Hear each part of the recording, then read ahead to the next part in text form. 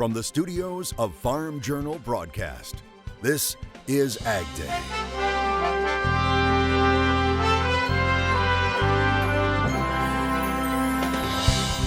Coming up today on AgDay, preparing plants for the future. I'm Michelle Rook. Cattle producers weather the latest down cycle in the cattle market. And amid the turmoil in Washington, a trade deal. This is a huge victory for America's farmers, ranchers, and growers, and that's very important to me. AgDay, presented by the Chevy Silverado and the all-new Silverado HD, the strongest, most advanced family of Silverados ever. Good morning, I'm Betsy Gibbon. Clinton is on assignment. Washington plunged into an impeachment crisis this week as House Democrats open an investigation into President Trump's campaign season dealings with Ukraine. Despite being surrounded in controversy, the president has signed a first-step trade deal with Japan. President Trump and Japanese Prime Minister Shinzo Abe signing the agreement in New York. Under the plan, Japan will lower tariffs for fresh and frozen beef and pork. It will also provide a country-specific quota for wheat and wheat products. It will also reduce the markup on imported U.S. wheat and barley. Tariffs on almonds, walnuts, blueberries, cranberries, sweet corn and grain sorghum and broccoli will be eliminated. Japan will open new markets to approximately $7 billion in American agricultural products. Japanese tariffs will now be significantly lower or eliminated entirely for U.S. beef, pork, wheat, cheese, corn, wine, and so much more. This is a huge victory for America's farmers, ranchers, and growers, and that's very important to me. In return, the U.S. will reduce or eliminate tariffs on certain industrial goods from Japan. The U.S. Trade Representative saying the two sides will continue working to achieve a comprehensive trade agreement. Many in the farming community are wondering what the controversy surrounding the president will mean for the future of a vote in Congress on the U.S.-Mexico-Canada trade deal. Farm Journal Washington correspondent Jim Wiesmeyer saying his sources are split. Some saying House Speaker Nancy Pelosi will need to show the House can still govern and will bring USMCA to a vote later this year. Others cite more political reasons, saying the president will be under severe criticism and the Democratic Party should not give him something he wants. When we look at where agriculture bills stand within this Congress, it has been very hard to get anything moving before this occurred. I'm going to argue this really doesn't change that. Yes, it's going to eat up more time, but it wasn't like they were using that time to advance agricultural bills anyway. The AFL-CIO president and House Democrats agreed on Tuesday the Trump administration has more work to do before they can support the deal. It's confirmed China did buy more U.S. soybeans this week. USDA reporting a flash sale of 581,000 metric tons of beans to China. Earlier this week, Reuters reported Chinese importers were buying another 10 vessels of soybeans out of the Pacific Northwest. As far as trade negotiations with the U.S., China is urging President Trump to oppose bullying. It follows the president's criticism of China's trade status in a speech at the United Nations. A foreign ministry spokesperson calling on the president to meet China halfway in settling trade disputes. President Trump talking about China again on Thursday. And right now, China is way behind us, and they'll never catch us if we have smart leadership, way behind. We've picked up trillions of dollars, and they've lost trillions of dollars. And they want to make a deal very badly. And it could happen. Could happen. It could happen. It could happen sooner than you think. Trade with China, also a topic on Capitol Hill. The Senate Ag Committee holding a hearing on the state of the livestock industry. A hearing from representatives throughout the livestock sector, talking about prices, trade, the Commodity Futures Trading Commission, and mandatory price reporting. But this China trade talk, we get big swings in the market. And as producers back home see these swings, their bankers see these swings, it's hard for them to manage, to get an operating loan, to figure out break-evens. So that's why this uncertainty really hits home. Conservation and antibiotics were topics as well. Low prices have been a double whammy for cattle producers who have also faced a tough year from extreme weather, resulting in calf losses and muddy feedlots. How are producers holding up? Michelle Rook looks for the answers. Cattle producers are once again feeling the pain of a down cycle in the cattle market, with many fundamentals coming together to pressure prices. They include bigger supplies and macroeconomic concerns. Uncertainty regarding trade, uncertainty regarding, okay, are we able to find homes for beef that's already on the market, the domestic market? However, the final straw was the August fire at Tyson's largest plant in Holcomb, Kansas. It kills 6,000 head a day, and that's on our 5-day slaughter, so that's 30,000 head of cattle a week, which roughly covers 5 to 6% of our total national cattle slaughter. I had a chance to talk to officials at Tyson about the fire in Holcomb. They hope to be up and running again by the beginning of the year and sooner if they can, and we think that's important. The concerns about packer capacity and cattle backing up recently forced spot cattle futures prices to 10-year lows. It couldn't come at a worse time. You know, there's a lot of cattle for sale at this point in time, and just a tremendous amount of equity drain. I mean, it's well over $100 a head of equity drain. Since then, other plants have been picking up some of the capacity, but there are questions about how long that's sustainable, especially considering labor. It's really important that they stay aggressive on the Saturday kills. It'll be interesting going forward whether they can do it on a timely, week after week after week, because that's what it's going to take. Beef packers are being incentivized with record profits, but that has also prompted a USDA investigation on market manipulation. It's definitely something we should be taking a look at, because when packers are making so much per head and the cow-calf guys aren't, it really does cause concern. And I'll tell you, it's hurtful to the producers. I mean, where we've taken the brunt of this, and that's what hurts the most. With cattle producers already beat up after a tough winter and spring flooding, few can sustain more losses. I've talked to several people actually who either want to reduce the size of their cow herd or just get out entirely. I've heard comments like, this just isn't fun anymore. And there are mixed views on the outlook for cattle prices ahead. I look for us to move out of this thing in the fourth quarter, and I look for a sharp rally here December, January. And so producers may have to wait a little longer for a recovery to profitable levels. I'm Michelle Rook reporting for AgDay. Well, some key research from USDA could face significant delays. That's according to a report from Politico. It says an internal document claims the problems stem from the mass attrition at the Economic Research Service as a result of USDA's decision to move the agency out of the District of Columbia into Kansas City. Farmers often rely on information from ERS to make planting decisions. Politico says USDA has identified several reports that may be delayed, including research on consolidation in the dairy industry and international agricultural market access. We're starting to see more harvesters rolling across the country. Meteorologist Mike Hoffman joins us now with more. That's right, Betsy, and in some cases, they have perfect weather to do it. Josh Schick of Gridley, Illinois, sharing this video, getting the combine out in the field on the corn, saying harvest 19 has begun in his area. The latest crop progress numbers showing Illinois has a long way to go, only 2% harvested right now. Usually, they're at 16%.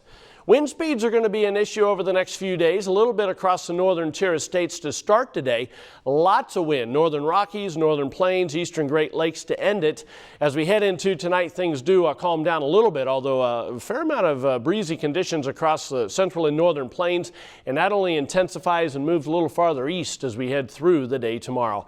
I'll have more on your forecast coming up.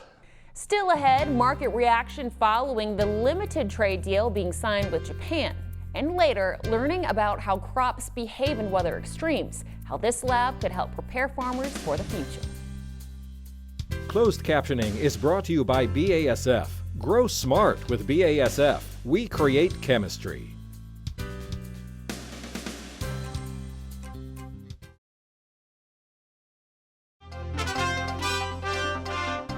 Despite a confirmed purchase by China of U.S. soybeans, beans retreated on Wednesday. We have more from Chris Robinson at the CME. We're going to comment today on how the markets reacted to the first leg of the Japanese trade deal. Pretty much ho-hum for the grains. We're still struggling to see soybeans, new crop soybeans, settle above $9. That's a big resistance level. December corn, it's been at a bit of a recovery from its contract lows about 10 days ago, but nothing explosive on this move. And Chicago wheat was actually slightly lower today. It's also, I think, more a follower of corn than anything else at this point. The one bright spot in the grains has to be Minneapolis wheat.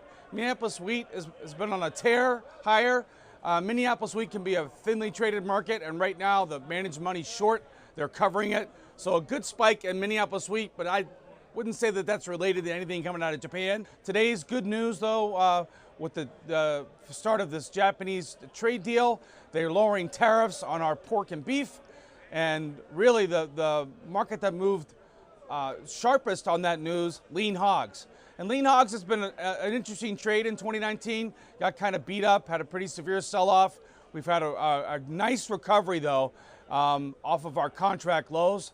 And we'll see if this market has got some more legs to do it. That would be some positive gasoline on the fire for the protein complex, especially the cattle complex. All in all, good action, good recovery. That's about it for today. This is Chris Robinson. Have a great day. AgDay, brought to you by the Enlist Weed Control System. More weed control, less drift and volatility, maximum yield potential.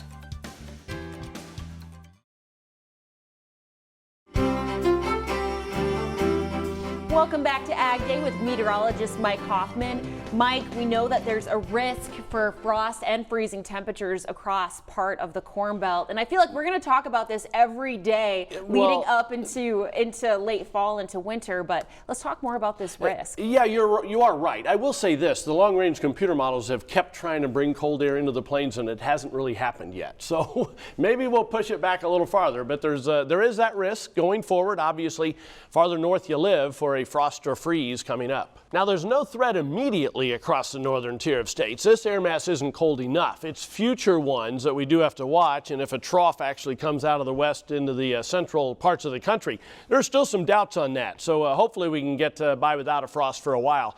High pressure, though, northern plains, the southeast in between. A cold front in the east, warm front back to the west, and that's causing some scattered showers and thunderstorms. As we head through the afternoon, you can see not a lot along this front. There will be some farther north into New England. There will be some in parts of North Dakota, Minnesota, back into the northern Rockies, and there will be the hit and miss activity in the southwestern portions of the country.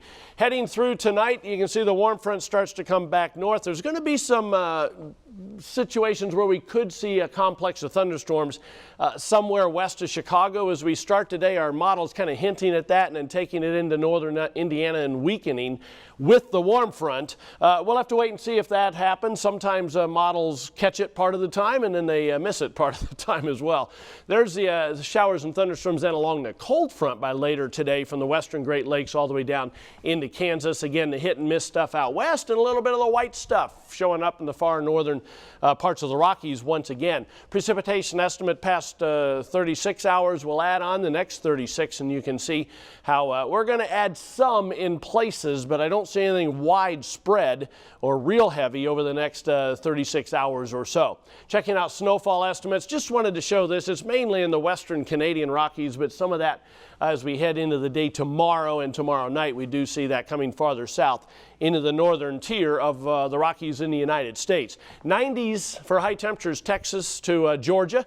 Much more comfortable, 60s and 70s across most of the upper tier of the Midwest and the Great Lakes. Lows tonight, you can see some 40s showing up northwestern plain states, but otherwise it's pretty mild for this time of the year, and we're going to remain mild in the southeast, a little cooler up along the Canadian border. Continuing, here's the jet stream. You can see the trough expected to develop by the weekend. That sits out west for a while, then starts to come east, but really doesn't dig the trough too far east. So we may get by without a frost later next week. That's just something we have to watch just in case. That's a look across the country. Now let's take a look at some local forecasts. Heading to Salt Lake City, Utah, partly sunny and rather warm today, high temperature of 81 degrees. Salina, Kansas, a mixture of clouds and sunshine, high of 82. And Columbia, South Carolina, very hot and humid, hazy sunshine, high 95. More areas of the country are starting to see drought conditions. How that could further impact cattle producers next. Closed captioning is brought to you by BASF. Grow smart with BASF. We create chemistry.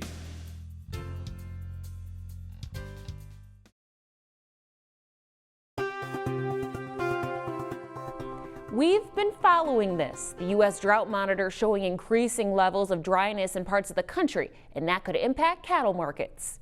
Pasture and range conditions deteriorated in the southern half of the U.S., with Texas and Oklahoma showing drought in the extreme and exceptional categories. Large portions of the southeast and southwest are also showing drought.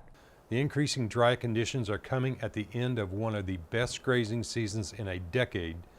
Nationally, only 25% of U.S. pasture conditions are in poor or very poor condition. The majority of this grazing season, conditions have been much better than the 5-year average. However, the deterioration in key cattle states is starting to apply pressure to late season grazing.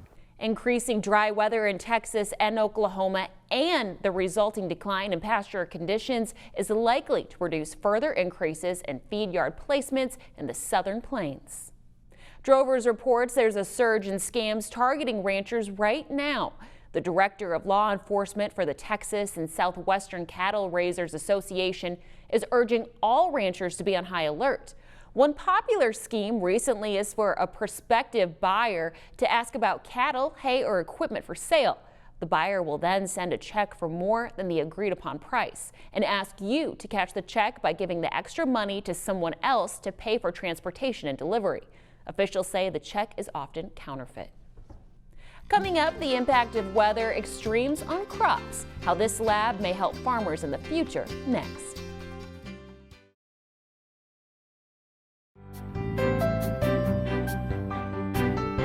A massive new international science report paints an ever grimmer report about climate change in the world's oceans and ice. It says sea level rise is accelerating, so is oxygen loss in the ocean. The report also says ice and snow are melting faster, adding to rising seas. And if that's not enough, the world will also deal with hotter, higher oceans, nastier storms, and El Niños. Iowa State University is looking into how agriculture can deal with all of these weather extremes. Farm Journal's Tyne Morgan shows us what researchers are putting plants through. Just outside of Ames, Iowa, what looks like an ordinary Morton building is actually preparing plants for the future. In the Envirotron, we can set up experiments where we can grow plants under multiple growth conditions in a single experiment. Steve Whittam is a professor at Iowa State University, lifting the veil on factors that could impact the future of farming. The main goal is to understand how plants perform under various environmental stresses.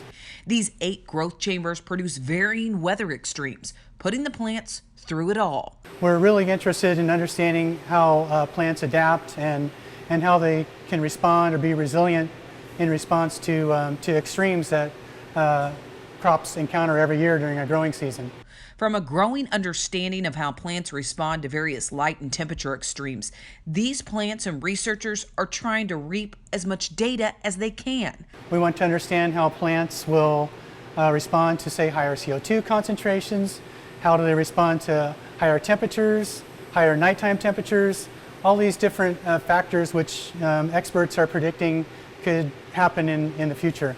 The data is captured by this, a robot. And during those experiments, we're using a robotic rover equipped with various sensors and cameras to collect image and phenotypic data on the plants as they grow. Through 4 years of extensive testing and multiple rounds of trial and error, this robot came to be, a creation produced by the university's robotics team. It's been a lot of fun developing this project and seeing all the problems that arise and how the robotics team has solved those and addressed those problems. One of those team members is a PhD student from China. We use a 6-degree robot arm. It has a lot of freedom, so it allows flexible operations like a scan from multiple view angles. While the robot does the heavy lifting, the testing today is more short-term, as weather can change from day to day. We can study different plant cultivars or different genotypes of plants to identify those that have the best properties when it comes to adapting or to extreme environments or recovering quickly from an extreme weather event. Testing adaptation and resilience from not only day to day, but in forecasting various weather scenarios that could play out 50 years into the future. Perhaps we could guide plant breeders in helping them to develop germplasm that could be responding well to these future scenarios. A project that started in 2014 is now gathering data that could make plants more resilient to weather extremes, in turn helping future farmers, a lesson that extends way beyond this lab. Well, that's all the time we have this morning. We're glad you tuned in. For all of us here at Ag Day, I'm Betsy Gibbon. Have a great day.